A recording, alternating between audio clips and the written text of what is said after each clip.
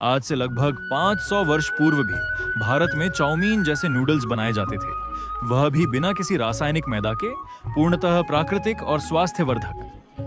1520 के दशक में इसकी विधि अत्यंत सरल किंतु सूक्ष्म थी। सबसे पहले हरे भरे सुगंधित मूंग को स्वच्छ जल से भली भांति धोया जाता था, ताकि उसमें उपस्थित समस्त अशुद्धियां दूर हो जाएं। इसके पश्चात इन मूंग दानों को देसी चक्की में डालकर बड़े प्रेम और धैर्य से पीसा जाता था, जिससे एक अति सूक्ष्म और मृदु लेप तैयार हो सके। अब इस पिसे हुए मूंग को एक स्वच्छ पतले वस्त्र की सहायता से छाना जाता था। हाथों से धीरे धीरे दबाकर उसका समस्त रस एक पात्र में एकत्र किया जाता, ताकि स्थूल कण अलग हो जाए और केवल शुद्ध तरल अंश ही शेष रहे।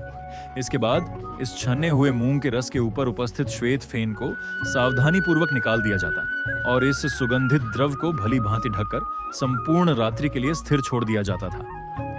अगली प्रातः बड़े ध्यान से ऊपर का तरल भाग अलग कर दिया जाता, ताकि नीचे स्थित गाढ़ा अंश अक्षुण्य बना रहे।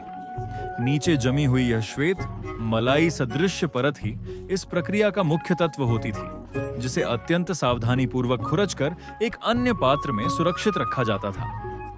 अब इस गाढ़े अंश में थोड़ी मात्रा में जल, एक चुटकी लवण तथा अल्प मात्रा में घृत मिलाया जाता और इसे भली भांति मिश्रित किया जाता था, जिससे इसमें लचीलापन तथा रुचिकर स्वाद उत्पन्न हो सके। इसके उपरांत इस मिश्रण को उष्ण कढ़ाई में डालकर मंद आंच पर निरंतर चलाते हुए पकाया जाता, जब तक यह पूर्णतः गाढ़ा और चिपचिपा ना हो जाए। यही इसकी उपयुक्त अवस्था मानी जाती थी। अब इस तैयार मिश्रण को एक पात्र या कटोरी में डालकर कुछ समय के लिए स्थिर रखा जाता, ताकि यह शीतल होकर दृढ़ रूप धारण कर सके। लगभग 2 घंटे पश्चात जब यह पूर्णतः जेली के समान जम जाता, तब इसे अनेक सूक्ष्म छिद्रों वाले सांचे में डालकर दबाया जाता और इस प्रकार उससे लंबे लंबे सुंदर नूडल्स निकलते थे। इस प्रकार बिना किसी यंत्र, बिना किसी रसायन के, पूर्णतः प्राकृतिक विधि से अत्यंत स्वादिष्ट और स्वास्थ्यवर्धक चाउमीन तैयार की जाती थी। संभव है कि आपके पूर्वजों ने भी इसका भरपूर आनंद लिया हो।